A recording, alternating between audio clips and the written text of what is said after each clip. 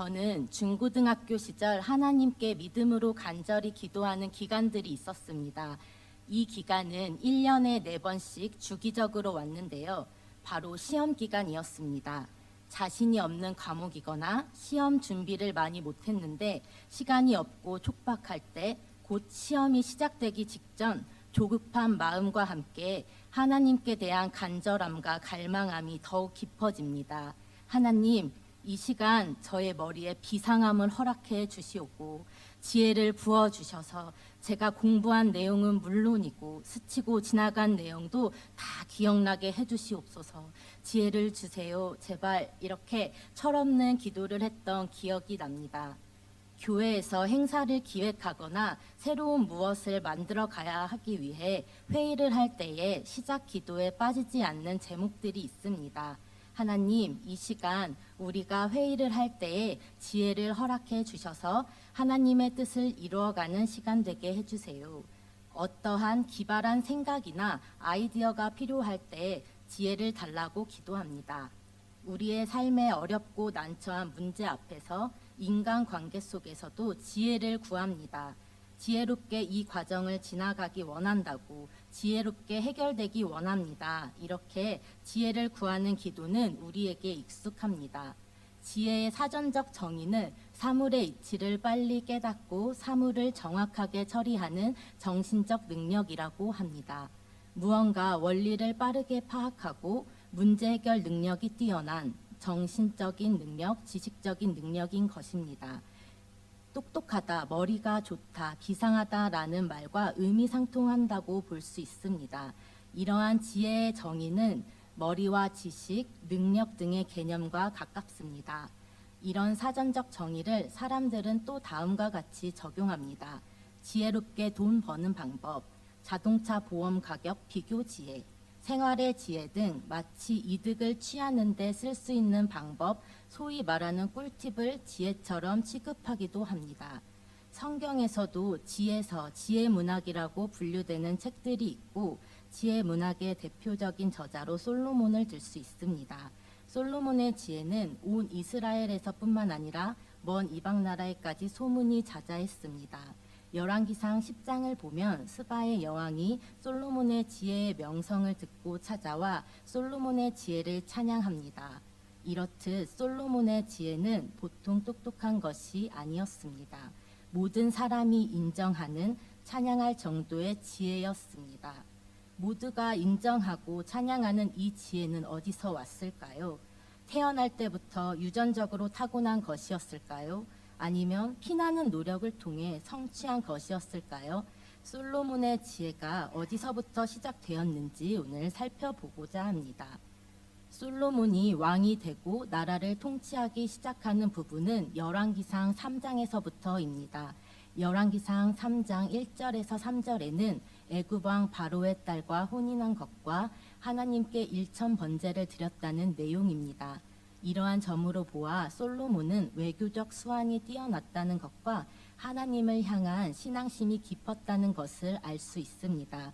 일천 번제를 드리고 여호와를 사랑하고 다윗의 법도를 행하는 솔로몬에게 여호와께서 꿈으로 나타나십니다. 꿈에 나타나신 하나님께서는 솔로몬에게 말씀하십니다. 내가 내게 무엇을 줄고 너는 구해라 라는 가슴 뛰는 말씀을 하십니다. 솔로몬은 3장 6절에서 다윗 언약을 지키신 하나님께 감사하며 7절 이하 자신의 부족한 점을 하나님께 아뢰입니다. 나는 작은 아이와 같아서 출입할 줄 모른다. 즉 나의 임무들을 어떻게 해야 할지 모르겠다. 주께서 택하신 많은 백성들을 재판해야 하는데 나에겐 능력이 없다고 하면서 자신의 미숙함과 연약함을 말합니다. 이제 막 왕으로 통치를 시작하는 솔로몬은 많은 고민이 있었던 것 같습니다. 통치자로서, 재판관으로서 나라를 이끌고 많은 백성들을 하나님의 뜻대로 재판하는 것에 책임감을 느꼈을 것입니다. 이스라엘을 잘 다스리고 싶으나 자신의 연약함과 부족함을 절감한 것입니다. 그래서 솔로몬은 뭐 필요한 거 없니? 말해봐 라는 하나님의 제안 앞에서 부족한 것을 채워달라고 구합니다. 열왕기상 3장 9절의 말씀을 우리 함께 읽어보도록 하겠습니다. 누가 주의 이 많은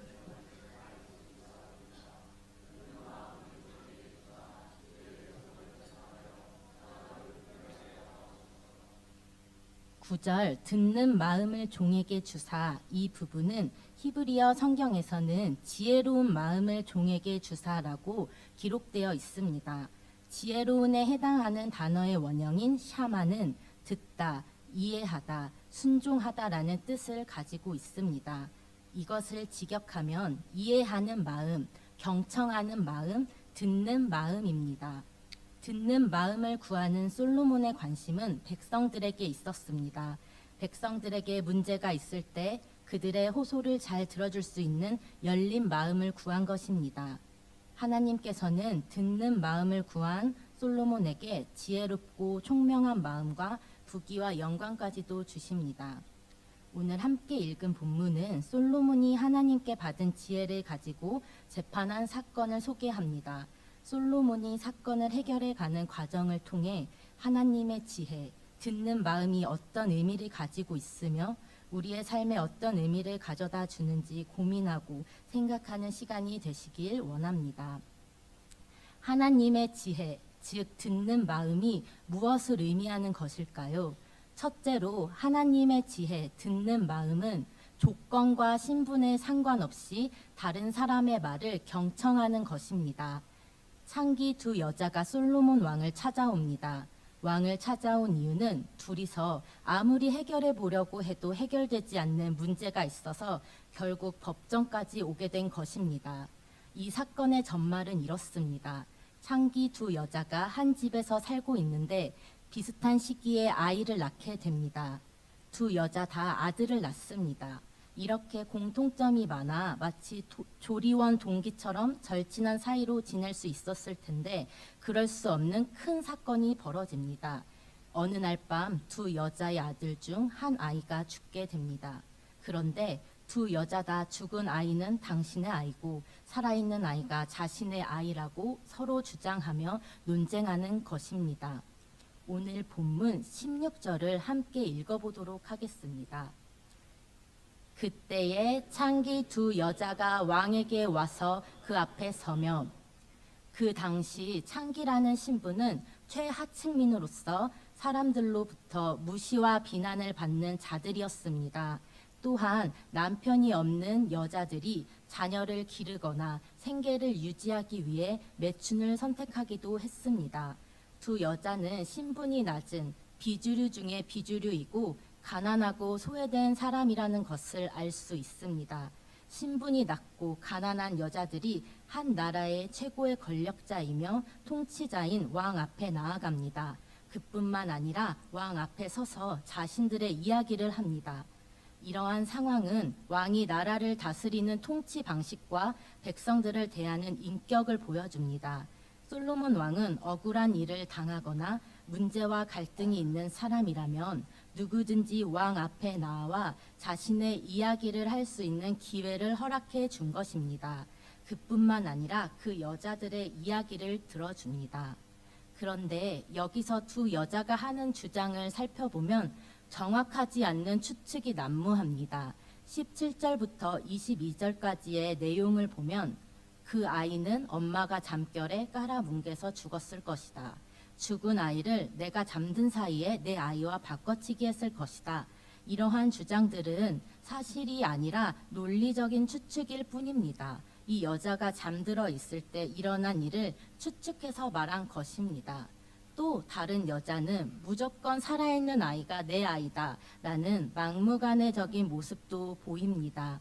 결국 아무런 증거도 없는데 서로가 자신의 말이 맞다고 우기며 왕 앞에서 싸우기까지 하는 것입니다. 솔로몬은 이러한 논쟁을 들으면서 이건 잘못됐다, 그 말은 틀렸다, 됐다, 이제 그만 말해라 등으로 두 여자의 말을 끊거나 끼어들지 않습니다. 격앙된 감정까지 들어줍니다. 사람의 말에 귀를 기울이는 경청의 태도를 가지고 창기들을 대하는 것입니다.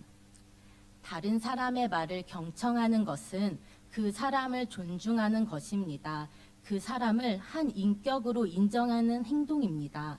저는 유치부에서 최대한 아이들의 말을 경청하려고 노력합니다. 어린 아이들의 말에 귀를 기울이는 것은 쉽지 않은 일이라는 것을 종종 느낍니다. 아이들은 상황이나 맥락에 상관없이 자기가 하고 싶은 말, 생각나는 말을 바로바로 말합니다. 설교 중에 감기에 걸린 이야기가 나왔다고 하면 나도 열이 났다, 기침을 했다, 넘어져서 여기에 피가 났다, 이런 식으로 각자 자신들이 아팠던 경험들을 여기저기에서 말합니다. 아이들도 누군가가 관심을 가지고 자신의 이야기를 들어주는 것을 원하고 좋아합니다. 아이들과 대화가 통하거나 이러진 않지만 제가 아이들에게 다가가 말을 들어주고 반응하는 이유는 그 아이를 존중하고 그 아이와 인격적인 사랑의 관계를 맺고 싶기 때문입니다. 이러한 경청의 태도가 설교를 많이 하는 것보다 하나님을 더 잘 전해줄 수 있는 통로라고 생각합니다. 하나님의 지혜, 듣는 마음을 가졌던 솔로몬은 조건과 신분에 상관없이 두 여자의 말을 경청하는 모습은 겸손과 긍휼, 넉넉한 인격을 가진 사람이라는 것을 보여줍니다. 둘째로 하나님의 지혜, 듣는 마음은 다른 사람의 마음을 듣는 것입니다. 그 사람의 본심을 알아주는 것입니다. 이 사건은 누군가 한 명은 분명히 거짓 증언을 하고 있습니다. 그러나 외적인 증거나 증인이 전혀 없는 상태에서 발생한 사건이기 때문에 판결이 매우 어려운 문제인 것입니다. 어떤 판결도 쉽지 않은 난제 앞에서 솔로몬은 하나님의 지혜로 이 문제를 해결해 갑니다. 솔로몬의 해결 방법은 증거도 증인도 없고 판결하기 어려운 문제이니 아주 공평하고 정확하게 아이를 칼을 가져다가 둘로 똑같이 나누어 가져라 라는 명령을 합니다. 누가 보아도 터무니없는 해결 방안인 것입니다. 이러한 말도 안 되는 명령 앞에서 두 여자는 상반된 반응을 보여줍니다. 3장 26절을 다 함께 읽어보도록 하겠습니다. 그 산 아들의 어머니 되는 여자가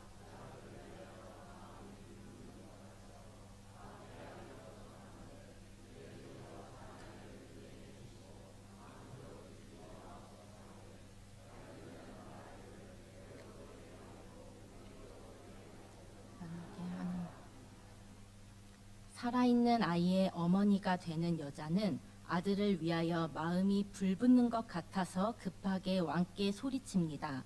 내가 아이를 가질 수 없어도 좋으니 아이를 살려만 달라고 왕에게 간곡히 청하는 것입니다. 마음이 불붙는 것 같아서 라는 표현에서 마음은 원래 창자의 의미를 가지고 있는데 고대 히브리인들은 창자를 감정이 표출되는 장소로 여겼습니다. 결국엔 아이가 죽게 되는 판결 앞에서 창자가 타는 것만 같은 애통함으로 호소합니다. 아이의 어머니는 양육권을 포기하더라도 아이가 살기만 하면 되는 것입니다. 이러한 선택은 아이의 어머니에게 많은 불이익이 돌아오는 일입니다. 자신의 친자식을 빼앗길 뿐만 아니라 거짓 증언을 한 무고죄가 성립되어 율법에 따라 죽게 될 수도 있는 일입니다. 하지만 살아있는 아이의 어머니의 목적은 재판에서 이기는 것이 아니라 오직 아이에게 있습니다. 자기 자식이기 때문에 희생을 감수할 수 있었던 것입니다. 그와는 반대로 다른 여자는 아이를 칼로 정확하게 나누어 가지자는 솔로몬의 의견에 적극 찬성합니다. 이렇게 된 거 너도 나도 가지지 말자. 이판 사판이다 라는 태도인 것입니다. 이러한 잔인하고 비정한 태도 속에서 본인이 아이의 친어머니가 아니라는 것을 스스로 증명하고 있는 것입니다. 재판에서의 이 여자의 주장은 아이에 대한 사랑이 아니라 질투와 소유욕에서부터 발생된 것임을 보여줍니다. 솔로몬이 이러한 명령을 한 이유는 두 여자의 마음, 본심을 듣기 위한 것이었습니다. 솔로몬이 하나님께 지혜를 구했을 때 하나님, 백성들의 말을 잘 듣는 귀를 주세요. 백성들의 말을 잘 이해할 수 있는 머리를 주세요 라고 하지 않았습니다. 백성들의 마음, 그 중심을 들을 수 있는 마음을 달라고 강구했습니다. 듣는 마음의 핵심은 사람의 마음을 듣는 것입니다. 그 중심에 있는 본심을 헤아리고 알아주는 것입니다. 마지막으로 하나님의 지혜, 듣는 마음은 공의가 실현되는 것이며 샬롬, 평안을 가져옵니다. 27절과 28절을 함께 읽어보도록 하겠습니다. 왕이 대답하여 이르되 산 아이를 저 여자에게 주고 결코 죽이지 말라. 저가 그의 어머니이라 하매 온 이스라엘이 왕이 심리하여 판결함을 듣고 왕을 두려워하였으니 이는 하나님의 지혜가 그 속에 있어 판결함을 보더라. 그 속에 하나님의 지혜가 있었던 솔로몬은 최종 판결을 내립니다. 살아있는 아이를 친어머니에게 주고 결코 죽이지 말라. 저 여인이 그 아이의 어머니이다 라고 판결이 납니다. 온 이스라엘 백성들은 솔로몬의 판결함을 듣고 왕으로서 존경하며 경외하게 됩니다. 솔로몬 안에 하나님의 지혜가 있다는 것을 인정합니다. 하나님의 지혜, 듣는 마음이 있는 곳에는 하나님의 공의가 실현됩니다. 질서가 있고 샬롬을 가져오게 됩니다. 하나님이 통치하시고 다스리시는 하나님의 나라가 실현되는 것입니다. 솔로몬이 강구했고 하나님께서 솔로몬에게 부어주신 하나님의 지혜, 듣는 마음은 지식적이기보단 관계적인 것입니다. 머리에 쌓는 지식이 아니라 마음이 주어가 되어 행동하는 것입니다. 나의 유익을 위해 사용되어지기보단 이타적인 사랑의 실천입니다. 설교를 준비하면서 듣는 마음이 없었던 저의 모습이 기억났습니다. 제가 청년 때에 청년부 안에 제자반이라는 훈련이 있었습니다. 토요일마다 목사님에게 강의를 듣고 주중에는 개인 경건 생활이 훈련될 수 있도록 기도, 말씀, 영성일기 등을 체크리스트를 만들어 신앙이 생활화되도록 훈련하는 것이었습니다. 저는 청년부에서 선배 나이였기 때문에 제자반에서 조교로 섬기게 되었습니다. 제자반을 수료하기 위해서는 출석, 독서 과제, 암송 시험 등의 기준들이 있었는데 조교의 역할은 훈련하는 친구들이 끝까지 과정을 잘 마치고 수료할 수 있도록 기도해주고 도와주고 관리해주는 일을 했습니다. 제자반이 끝나갈 때쯤 작은 문제가 있었습니다. 훈련받는 친구들 대부분이 대학생들이었는데 학교를 다니면서 할 일도 많고 바쁘다 보니 수료 기준에 미달되는 친구들이 있었습니다. 저는 조교의 역할에 충실하여 친구들을 배려해주고 까먹지 않도록 공지도 지속적으로 해주면서 신경 써주었는데 결국에는 수료 기준을 충족시키지 못해 원칙상 수료를 하지 못하는 사람이 생기게 된 것입니다. 한 친구가 지금까지 쭉 잘해왔는데 막판에 수료 조건 몇 가지 지키지 못했다고 수료를 안 해주는 것은 너무한 것이 아니냐라고 하며 마음이 상했고 저 또한 배려해줄 만큼 배려해줬고 다음에 제대로 하겠다고 수료를 포기한 사람도 있는데 너만 봐주는 것이 형평성에 어긋나는 것 아니냐라는 입장이었습니다. 결론적으로는 그 친구는 수료를 했긴 했는데 뭔가 서로 마음이 어려워하며 마무리 지었던 경험이 있습니다. 그 당시 제 마음에는 이 친구가 훈련을 가볍게 여긴다고 생각했습니다. 성적에 반영되는 중요한 학교 과제였어도 이렇게 했을까? 하나님보다 다른 것 중요하게 여기는 거 아닌가? 이렇게 타협하고 자기 합리화하는 거 믿음 없는 모습 아닌가? 마음속으로 그 친구를 판단했습니다. 저의 기준으로 재단하고 정죄했습니다. 이런 나의 주장은 정답이었고 틀린 말이 아니었기 때문에 내가 맞고 올바르다고 생각했습니다. 시간이 흘러 하나님과 지지고 볶는 일상을 살아가고 또한 나와 다른 인생들을 살고 있는 사람들을 만나면서 그때 나는 정답을 다 알고 있다고 생각했었는데 지금도 뭘 아는 건 아니지만 중요한 것을 놓치고 있는 아무것도 모르면서 내 말만 했던 사람이었다는 것을 느낍니다. 그때 그 친구의 삶의 이야기를 들어줄 걸, 친구의 마음을 이해해 줄 걸, 밥 사주면서 격려하고 응원해 줄 걸, 그 친구의 인생을 함부로 판단하지 말 걸이라는 미안함과 후회함이 있습니다. 돌아보면 그 당시 제자반 조교 최정아에게는 원칙을 지키며 개인 경건을 관리하는 행정적인 능력보다는 듣는 마음이 가장 필요했던 것입니다. 사랑하는 성지가족 여러분, 우리는 솔로몬처럼 하나님께 지혜를 구하진 않았지만 우리 안에는 이미 하나님의 지혜, 듣는 마음이 있습니다. 하나님의 지혜, 듣는 마음을 경험한 자들이기 때문입니다. 왕이신 나의 하나님, 아버지이신 나의 하나님께서 우리의 이야기를 들어주십니다. 심지어 말하지 않아도 우리의 작은 신음에도 응답하십니다. 나의 조건과 능력, 어떠한 자격이 없어도 언제든지 우리를 받아주십니다. 다른 사람 앞에서는 말하지 못하는 나의 부끄러움들, 내 속에 있는 비참한 것들, 거짓된 것들을 이해하시고 용납하시고 기다려 주십니다.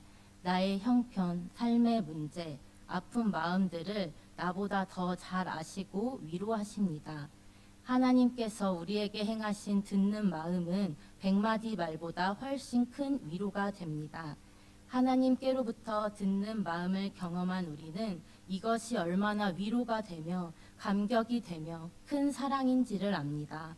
하나님이 나의 이야기를 들어주신 것처럼, 마음을 알아주신 것처럼, 존중해 주신 것처럼, 이해하고 용납해 주신 것처럼, 끝까지 기다려 주신 것처럼 내 옆에 있는 그 사람을 듣는 마음으로 바라봐 주면 어떨까요? 내 옆에 있는 그 사람에게 듣는 마음을 전해주면 어떨까요? 우리의 삶의 자리에서 듣는 마음을 실천하며 위로와 사랑을 전하는 따뜻하고 넉넉한 저와 성도님들이 되시기를 소망합니다. 함께 기도하시겠습니다.